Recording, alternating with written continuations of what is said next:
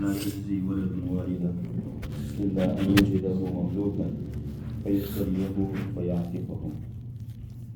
Better brothers and friends, inshallah continue with the hadith from this book.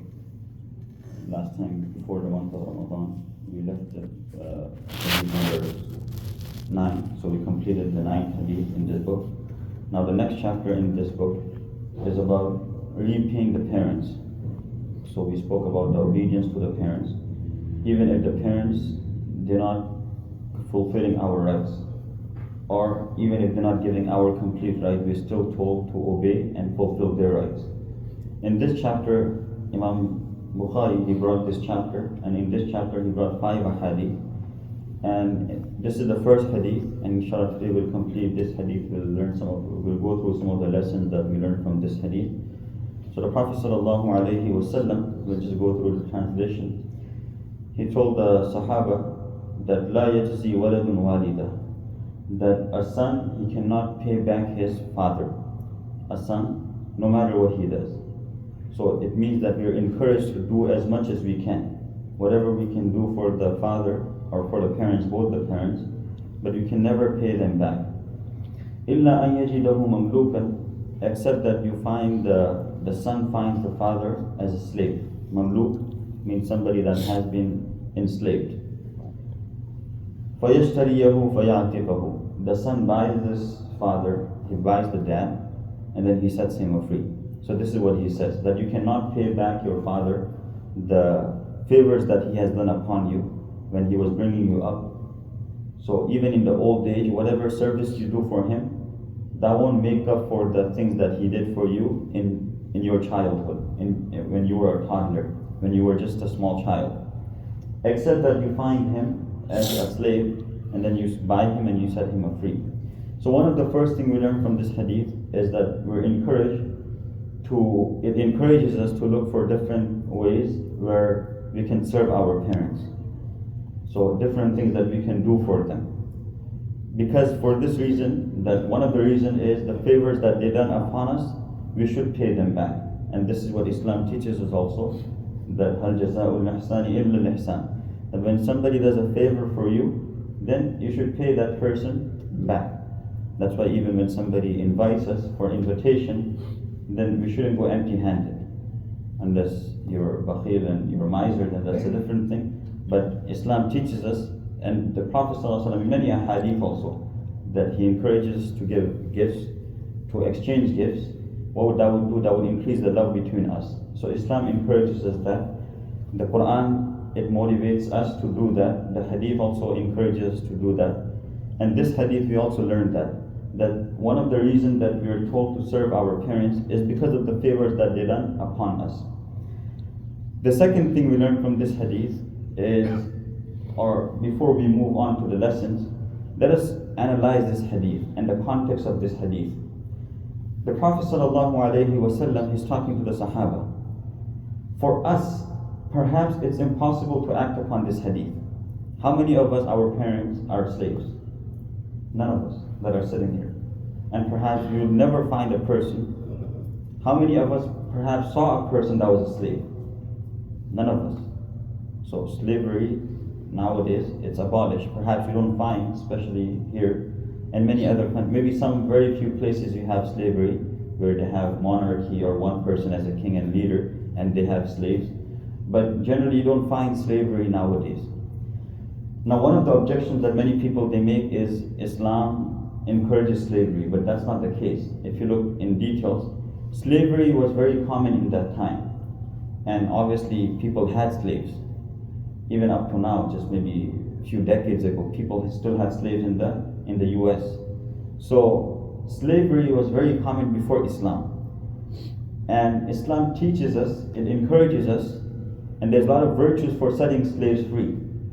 So Islam doesn't encourage us to keep slaves. If somebody is slave, we're told that set them free, there's so much reward. And that's why the Sahaba sometimes they would buy slaves and set them free, because of the rewards that are mentioned in the hadith.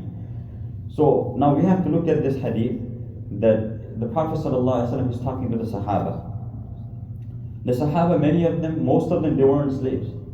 How many Sahabis we know of that were slaves. Perhaps we can only name one or two, like the very famous Hadith Bilal radiallahu ta'ala anhu. But he was also purchased by the Sahaba, and he was set free. He was set free. So the Prophet sallallahu alaihi wasallam, when he came to the Quraysh, most of them, perhaps all of them, they were not slaves. The tribe of the Prophet sallallahu alaihi wasallam. The Ansar that were in Medina, they were not slaves. They would fight till their last breath, but they would not be captured in the battlefield. So a person will only become a slave if there's a conflict and they're captured. So it's up to the ruler. The ruler can set this person free. He can decide. So when you're caught as a prisoner of war, then the ruler would decide that are they going to keep you as a captive and give it to perhaps one of their army men that they could keep you as a slave, or he would just set you free. Or they would decide that your people, the enemy, they have our people, so our prisoners. If they set them free, then we would set you free in exchange. So it was up to the ruler. When Islam came also, there were conflicts. There were battles that took place. Now it was left to the ruler to decide what to do with the captives, with the prisoners of war. Sometimes they would say that pay some ransom and you would be free. Sometimes they would say that you would be free on the condition that you will never fight us back again. You don't go in the battle you don't fight against us again if there is ever a conflict. So there were different conditions that were set. So, but when it came to the Muslims or the Sahaba, even the Prophet ﷺ, he's addressing the Sahaba. So one of the things we learn from this hadith that perhaps for most of the people, it's kind of impossible to act upon this hadith. So now, even when it comes to other hadith of the Prophet ﷺ, the lesson we learn from this is sometimes the Prophet ﷺ is telling us something, perhaps not for all of us just to demand that. So maybe many of us are parents, many of us are dads. So we shouldn't go up to our child and say, hey, do you know what the Prophet ﷺ he said? He said that, hey, look, you're not respecting me. Even if I was a slave, and if you set me free, then too you wouldn't be fulfilling my rights. So you still have to obey me. So when it comes to ahadith, we have to look at the context also. And these ahadith are there for us to fulfill our responsibilities, not to demand our rights. Because that's what happens. Many times we misuse the ahadith. For example, when it comes to the husband, if you're married, then if there's a conflict between you and the wife, then we know all the ahadith that has the rights of the husband. So you know the Prophet ﷺ, he said this, you have to do this, if you don't obey me, this is what's going to happen to you. We know all the ahadith. We never mention the ahadith that the Prophet ﷺ is telling us to be kind to our family members, to be good to them. خَيْرُكُمْ خَيْرُكُمْ لِأَهْلِ. That the best amongst you is those that are best to their family members. So we don't mention those ahadith. When it comes to the parents, we know all the ahadith where the Prophet ﷺ, he speaks about the virtues of the parents. And we say it to our children when we get angry at them. And when it comes to, for example, the rulers and the leaders, they know the ahadith, they know the verses of the Quran that speak about the rights of obeying or the virtues of obeying the leader. And they'll mention it to us. Perhaps if there's something going on, if the ruler is not fulfilling his responsibility and he knows that the people are going to go against him, there might be perhaps people that are going to stand up against his oppression, then the ruler would tell the imam, or they would stand up themselves and they would recite the verses of the Quran. Ya ayyuhal ladina amanu ati'u Allah wa ati'u Rasul wa ulil amri minkum. That, O believers, obey Allah and His Messenger. Wa ulil amri minkum, and those that are leader amongst you. Why is he mentioning this verse of the Quran? Because he's demanding his rights. He's telling you that, look, if you don't obey me, then you're going against this. But he's not looking at the rules that he's breaking or the rules that they're breaking. In the civilians, when it comes to the general public, we would look at those ahadith that speaks about the rights of the public and what the leader should do. Then we'll say, hey, you as a leader, you should be doing this and you should be doing this. This is what the Quran said, this is what the hadith is. So that's the problem with us. We pick and choose. The things that fits me, the thing that benefits me, I only look at those ahadith. When it comes to things that perhaps I have to fulfill my responsibilities, I put those ahadith, those verses aside. And sometimes we, for example, when we get into a conflict with our spouses, then we'll say things. We'll mention some hadith out of anger, not to teach. One is we're teaching our children, we're teaching our family members, we're sitting with them, and we're mentioning these hadith. And look, this is what the Prophet ﷺ, he says. And we also look at those ahadith that speaks about the rights of the children also. They also have right upon us. So one thing is when we're teaching them. But the other thing is when we're in the state of anger, then we use this type of ahadith. And then, for example, you get into a conflict with your spouse, and then you bring out the hadith that, or the Prophet ﷺ, he said, the woman has been created from the rib of a man. Now I see. And that's why you're crooked. So that's not the time to mention that. Otherwise, you mention the hadith of the rib, and she might break your rib also. So we have to be very careful how we use these ahadith, and in the context that we use them in. So now coming back to this hadith, the Prophet ﷺ, he's speaking about if a person, now one of the rules is, if say for example, a person finds their father as a slave and you buy them, Islamically, in Sharia, as soon as that happens, so if for whatever reason, say for example, you're in a battle, and your father is in a battle and he gets captured. You set him free, and he's a slave, he's made a slave. Islamically, as soon as you buy your father, he's free. You cannot enslave your father as a child. So you cannot say, okay, I bought my dad, and then you cannot tell him that, hey, I bought you, you were a slave, and now you become mine. Because when you buy a slave, you're getting something in return. When you're paying money for it, you're getting the slave in return. So they have to now, he was another person's slave, now you bought the slave, now he has to obey you.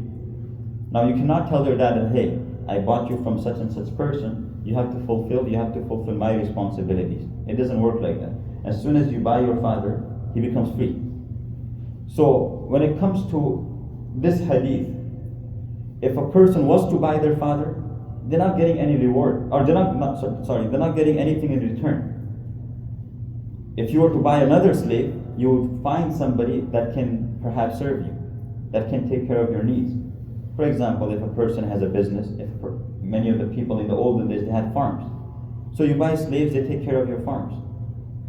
For example, nowadays, people, we employ other people.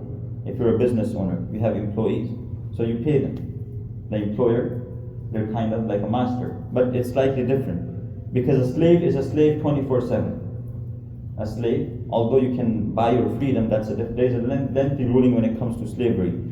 But when it comes to buying your father, you're not getting that same thing in return as if you were to buy somebody else. Because if you buy another person, you will be getting something in return. But despite that, if you buy your father, the reward is such. You buy because they did favor for you when you were young. So now when it comes to another thing that I wanted to go through today, but inshallah we'll cover perhaps next week, is in some hadith, if you look at some hadith, the Prophet ﷺ, he mentions the virtue of freeing slave. That if a person does this, then it is like they have freed this many slaves. If a person does this act, then it is like they have freed so many slaves. Now what's the reason the Prophet ﷺ says that? Obviously, as I said, nowadays, we cannot, none of our parents, perhaps that are sitting here, none of them are slaves. But there are other things that we could do. For example, maybe our father, he owes somebody some money. So he's kind of a slave of that person because he has to pay them back. Or perhaps our father has to do something which it is difficult for him to do. So if we're able to help him out in that, we should go out of our way to do so. So although he's not a slave, but if you look at it in a way, perhaps he's working for somebody. And if you're able to help your dad that, hey, you don't need to work, why are you going to go to work? I'll take care of your needs. Because when a person has slave, then what happens? The slave, he works for you 24/7. So similarly, if your dad is working for somebody, instead of now perhaps you have the ability to take care of your father's need, you'll get that similar reward also, inshallah. So you're not setting your dad free per se, but metaphorically speaking, you're setting him free. Because now he doesn't have to wake up and worry about going to work. He doesn't have to worry about paying somebody back. He doesn't have that responsibility on his head. Because just as slave has responsibility, your father perhaps he was in a situation where he had some responsibility. But because you had set him free from that responsibility, you'll also get that reward, inshallah. So this is the first hadith that Imam Bukhari he has brought in this book, in this chapter. Inshallah, there's a few more ahadith, and we'll look at this subject more somewhat in details, inshallah. And why the Prophet ﷺ, in some hadith, he spoke about freeing, the reward of freeing slave. So we'll cover that today, inshallah. We'll just end up with this hadith. May Allah subhanahu wa ta'ala give us understanding and ability to practice upon this.